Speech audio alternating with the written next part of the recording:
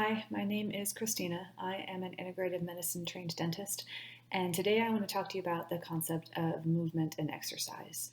Movement and exercise are really important to me in my life. They're one of the most important things that keep me feeling good, and I personally need meditation in my life to sort through all of the thoughts, the many curious thoughts I have, but I find sitting still and meditating is a bit of a challenge for me.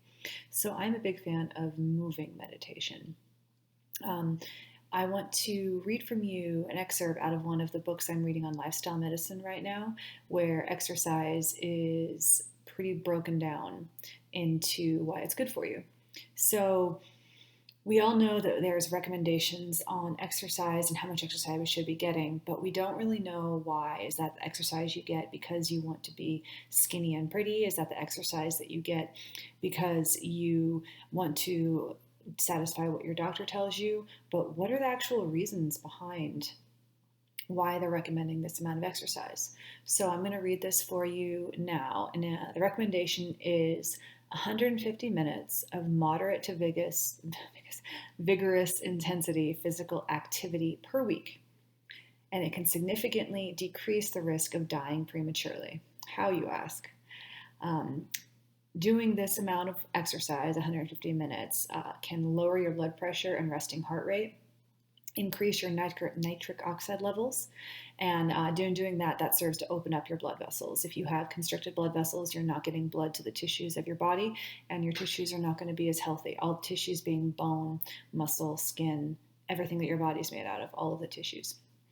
It also increases levels of HDL cholesterol and lowers LDL cholesterol. The HDL cholesterol is the cholesterol that's good for you, and the LDL cholesterol is the one that is bad for you. And I'll tell you more about why all of that works in another video. It's a lot. In addition, regular physical activity increases insulin sensitivity.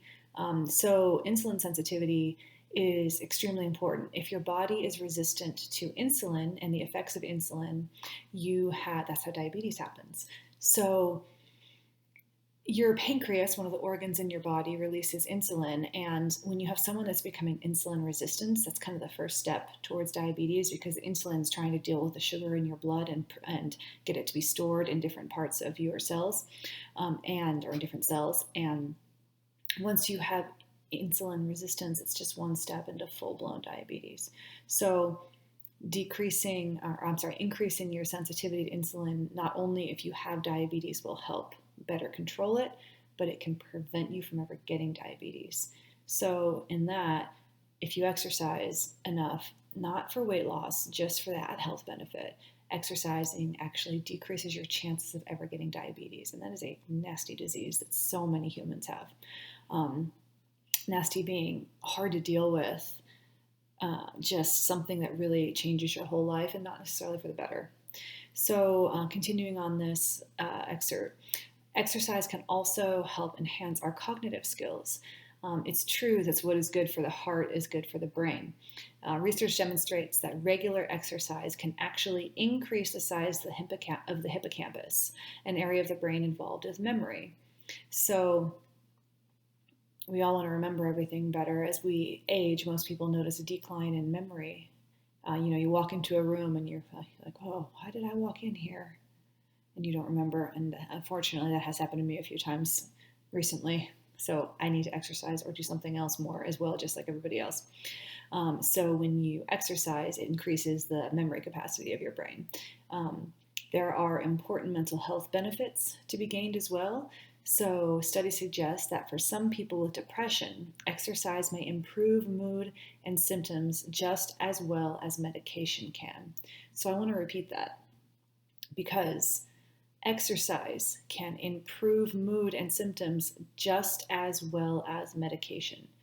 So if you have some kind of mental health episode or some kind of mental health disorder or just something you're dealing with in your life, and you're not exercising, and instead you're just taking the medications, you might not need those medications if you were exercising. And the side effects from the mental health medications that we prescribe are so vast and so detrimental to other parts of our body and our health that the idea that you could have a 5 minute bout of exercise and decrease your anxiety, or have a regular 150 minutes of activity a week and not need your antipsychotic, antidepressive, mood booster, not need the drugs that the psychiatrist or psychologist or MD, anyone is giving you, is pretty massive.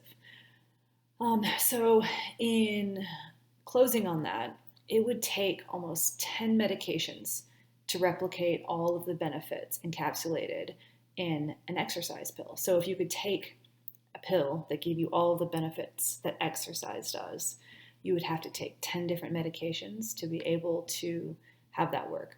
Now, I'm not saying you go to the doctor and say, "Doctor, please, may I have the 10 medications that will help me have all the benefits from exercise?" Because it doesn't work that way. Nice try. You actually have to do it. And it should be fun. When we move, when we exercise, it shouldn't be like, oh, I have to go to the gym and do this many minutes because, just standing on a Stairmaster, which I've done for a long time, and it doesn't make you happy. Exercise should make you feel good. The point of exercising is to feel better in your body. These, what I just listed, are the health benefits that indirectly make you feel better in your body, or directly in the form of the mental health. But a lot of people exercise as a punishment for themselves, and I've been guilty of that in my past, where exercising because I have to I ate that whole pizza, and I'm going to go exercise a lot now because of that. That's not good for you. It shouldn't be a guilt thing. It should be a joy of how you can move your body. And if you haven't found the thing that makes you feel joyful and how you move your body, keep searching. For me, it's yoga, and most recently, hula hooping. I just bought my first hula hoop. I could never do it as a child. I found out that you can buy weighted hula hoops that actually make it easier and more of a workout to use. And I have one of those, and I look and feel absolutely ridiculous and giggle at myself the entire time I do this. I might put a video up of me looking ridiculous doing hula hooping at some point in the future. Not yet. I have to get just a little bit better. um, so moving should make you happy. If that's going and playing a sport, or even a team sport, like an adult league team sport, those are wonderful because then you get the companionship effect of that team sport. If it's swimming, find a pool. There's a lot of community pools. There's so many things that you can do to just move. It doesn't have to be going to the gym and doing push-ups and pull-ups and sit-ups and lifting weights. It can just be taking your very, very excited dog that will love you if you do this. Take your dog for a walk. Having a dog in your life that needs walks has been proven in multiple studies to make you a healthier human. Not only from the fact that the dog's constantly looking at you there saying, please, please, take me for a walk. I need to get outside. Not only do I need to pee, but they love to sniff. Dogs need to get outside and sniff. But the microbiome effect of having a pet, sorry, I'm getting off on a tangent, but the microbiome effect of having a dog or a cat or some kind of animal in your life is very beneficial to humans as well. So in closing with that, please get out and move and do something fun that you enjoy. And if you don't enjoy it, pick something else. There's so many ways that you can move your body and feel good in your life. Thank you. Have a wonderful day.